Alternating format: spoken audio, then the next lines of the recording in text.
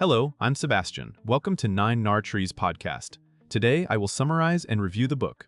Digital Body Language by Dhawan explores how communication cues have shifted from face-to-face settings to screens, where tone, intent, and trust must be conveyed through emails, chats, video calls, and collaboration tools. The book argues that misunderstandings are rarely about the message alone. They often come from missing signals such as timing, brevity, punctuation, response patterns, and channel choice. Dhawan presents a practical framework for reading and sending these signals with clarity, empathy, and speed, especially in distributed and hybrid workplaces. Rather than treating digital etiquette as a set of rigid rules, the book focuses on creating shared norms that reduce friction and increase inclusion across cultures, generations, and roles. It also addresses how leaders can model effective digital presence and how teams can prevent overload while staying responsive. Overall, it positions digital communication as a learnable skill set that can strengthen relationships, improve productivity, and protect trust in high-velocity work environments. I will give you key takeaways from this book. Firstly, decoding the new signals of trust and tone. A central theme is that trust now travels through small, often invisible cues embedded in digital interactions. In person, posture, eye contact, and vocal inflection help people interpret meaning. Online, those cues are replaced by patterns such as response time, message length, subject lines, emoji use, punctuation, and even when someone chooses not to reply.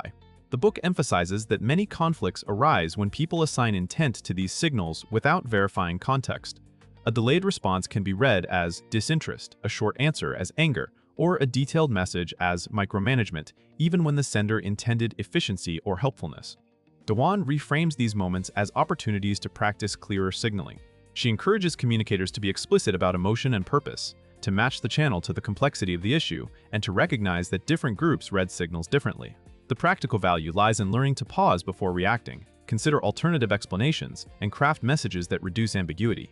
This topic also highlights the importance of consistency, since predictable communication behaviors become a form of reliability that builds confidence over time. Secondly, choosing the right channel and speed for the message. Another major topic is channel strategy, the skill of deciding where and how to communicate so that meaning lands correctly. The book treats email, chat, text, project tools, and video meetings as distinct environments with different expectations for speed, formality, and detail. Problems occur when people use a low-context channel for a high-context issue, for example trying to resolve conflict in a quick chat thread, or when they expect instant responses in a medium that others treat as asynchronous. Dhawan urges readers to align urgency with the appropriate channel and to signal expectations up front, such as when a reply is needed or whether feedback is requested. This reduces anxiety and prevents constant context switching.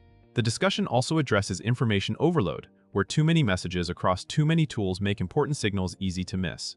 By developing shared rules for when to escalate to a call, when to document in writing, and when to keep communication lightweight, teams can maintain speed without sacrificing clarity. The broader takeaway is that effective digital communication is not just about writing well, but about designing an efficient path for decisions, collaboration, and relationship maintenance. Thirdly, writing with clarity, brevity, and human warmth. Dhawan focuses on how writing style becomes a primary carrier of presence in digital work, because readers cannot reliably hear tone, clarity, and structure matter more than ever.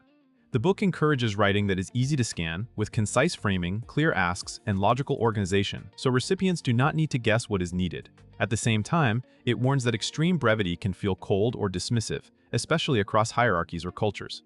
The solution is intentional warmth, simple signals that communicate respect and partnership without adding noise. That might include acknowledging effort, expressing appreciation, or using a friendly opener when appropriate. The book also highlights that punctuation, capitalization, and formatting can unintentionally amplify emotion. A message in all caps, a period after a short phrase, or an overly formal line can read as sharp even when not intended. Dhawan's approach is to write for the reader, not the sender, anticipating where confusion might occur and adding just enough context to prevent misinterpretation. This topic is especially useful for managers, client-facing professionals, and anyone whose credibility is built through written communication in fast-moving environments.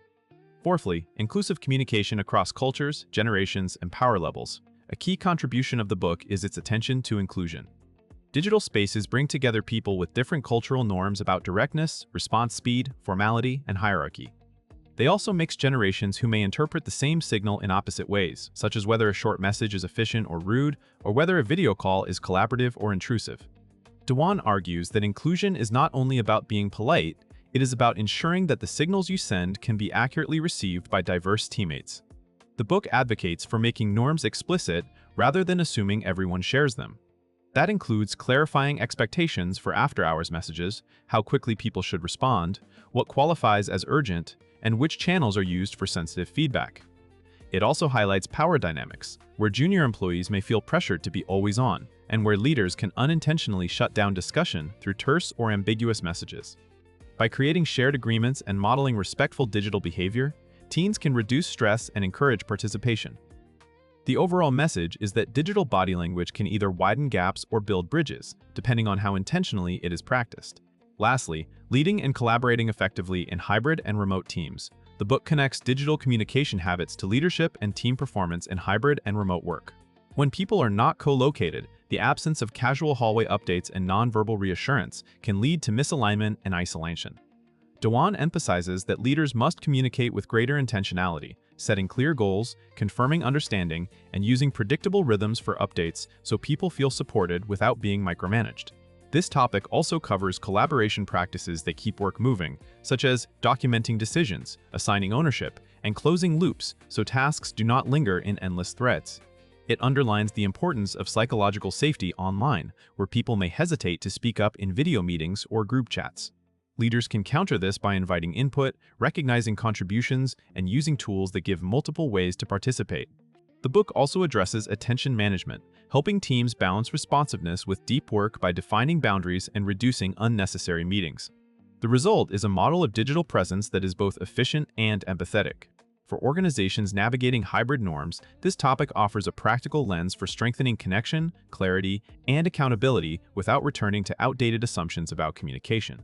In conclusion, digital body language is best suited for professionals who rely on emails, chats, and video meetings to get work done, including managers, team leads, client-facing roles, and anyone working in hybrid or fully remote settings.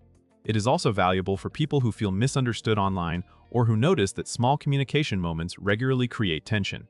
The book can benefit a reader's life by reducing avoidable conflict, improving relationships, and saving time.